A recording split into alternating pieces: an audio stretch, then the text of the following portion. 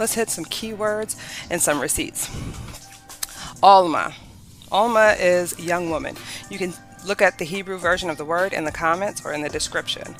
Isaiah 7:14 says, "An Alma shall conceive." That word means young woman, not virgin. But Christian translators, looking to make Jesus' birth a miracle, swapped it for virgin, and boom, we got centuries of purity culture, Madonna virgin obsession, and little girls who are terrified that their worth is dependent upon their hymen. Please, lost in translation. Number 2, euangelon, good news. This is where we get gospel. But here's the thing. In the Roman Empire, good news was not spiritual. It was political propaganda. Think of a news cover. Good news, Caesar won another war. Early Christians flipped that into good news, Jesus is Lord, not Caesar.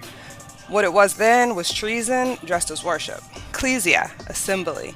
In Greek, it literally means the people gathered, they got together. But the King James Version translates it as church, and suddenly faith belongs to buildings and bishops instead of people, humans, living bodies.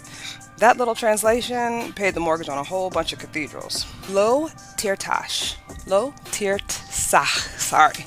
You shall not murder. This one kills me, pun intended. Folks quote that thou shalt not kill, but then they justify wars, executions, lynchings, and colonization.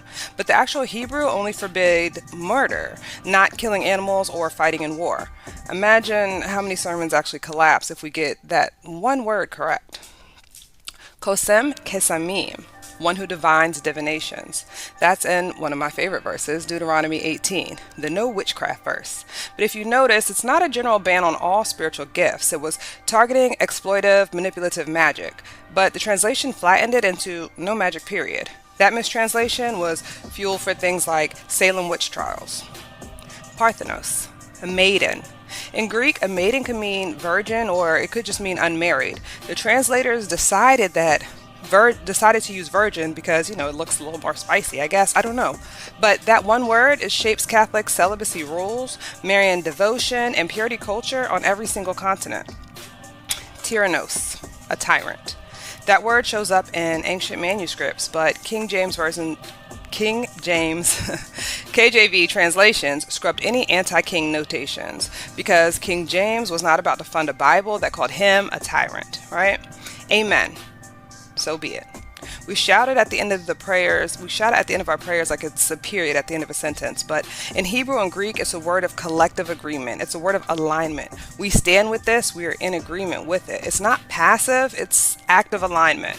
So those are just 8 examples, and there's many more that I could go through. But I think that you understand the point.